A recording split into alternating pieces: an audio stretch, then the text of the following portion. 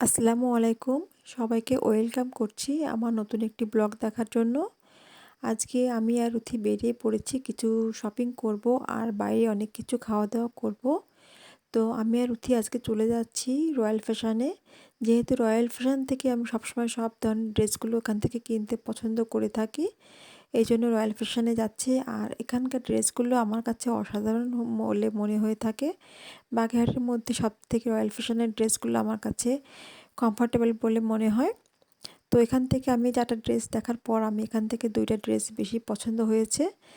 আর ড্রেসগুলো চয়েস করার জন্য রুথির চয়েসটা আমি বেস্ট বলে মনে করে থাকি। রুথি যেগুলো পছন্দ করে দেয় সেগুলো আমি নিই। আর ওই চয়েসটা আমার কাছে ভালোই লাগে।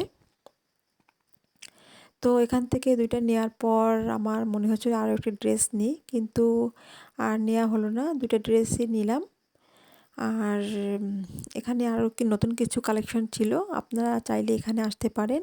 এখানে কালেকশনগুলো অনেক সুন্দর। বাগেরহাটের ভিতরে আমার কাছে বেস্ট বলে মনে হয়। তো ড্রেসগুলো নেয়ার পর আমি পেমেন্টটা করে দিলাম। আর পেমেন্ট করার পর ওরা আবার আমাদেরকে আসতে বলল। তো ভাবছি রিসেন্টলি আবার আসবো, আরও কিছু ড্রেস নিব। আর ড্রেস দুটো নেয়ার পর আমরা এখন চলে আসলাম মিঠাপুকুর পাড়ে। বাগেরহাট মিঠাপুকুর পাড়ের এই ফুচকাটা আজকে আমরা এখানে নতুন ট্রাই করব।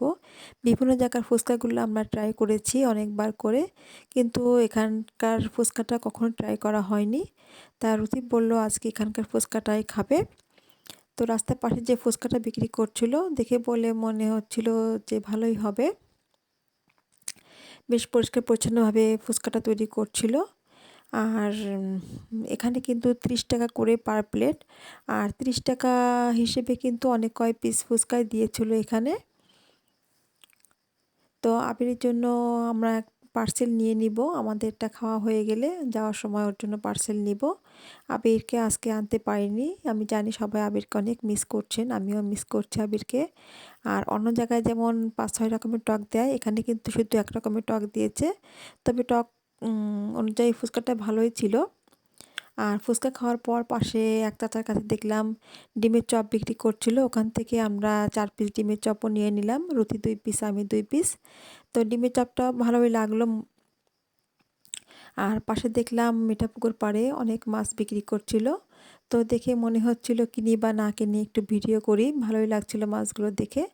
আর আমি কিন্তু মাছটা অত বেশি ভালো চিনি না, কোনটা তাজা বা কোনটা কেমন কি। খুব একটা ভালো চিনি না, আমার অতটা অভিজ্ঞতা নেই মাছ সম্পর্কে। বাজার মোটামুটি কম বেশি করা হয়, তবুও আমার কিন্তু অতটা অভিজ্ঞতা নেই। আর মাছের দোকানের সামনে দেখলাম যে বার্গারের যে বানগুলো আছে সেগুলো বিক্রি করছিল। তো রুথি আবিরের জন্য ওখান থেকে আমি কিছু বার্গারের বান নিব। আর এই বার্গারের বানগুলো ছিল বড় সাইজের, দেখে বেশ ভালোই লাগছিল। তো ৬ পিসের যে প্যাকেটটা, আমি এই ৬ পিসের প্যাকেটটা নিয়ে নিলাম রুথি আর আবিরের জন্য। ওদের বাসায় আমি প্রায় হোমমেড খাবারই করে থাকি। আর এখান থেকে আমরা এখন চলে আসলাম মিঠাপুকুর পাড়ে যে মুসলিম সুইটস যে দোকানটা মিষ্টির, ওখানে আসলাম। এখানকার মিষ্টিগুলো অনেক সুন্দর, বিশেষ করে দইটা তো অসাধারণ।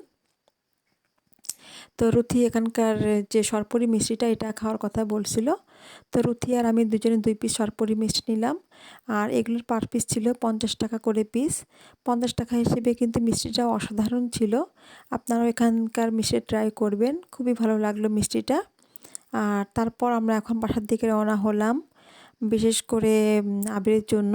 আবিরের আবার টিচার চলে আসবে বাসায়, এজন্য তাড়াতাড়ি করে বাসায় চলে যাচ্ছি। সেই বিকালে বেরিয়েছে, সন্ধ্যার পর এখন আমরা বাসায় যাচ্ছি।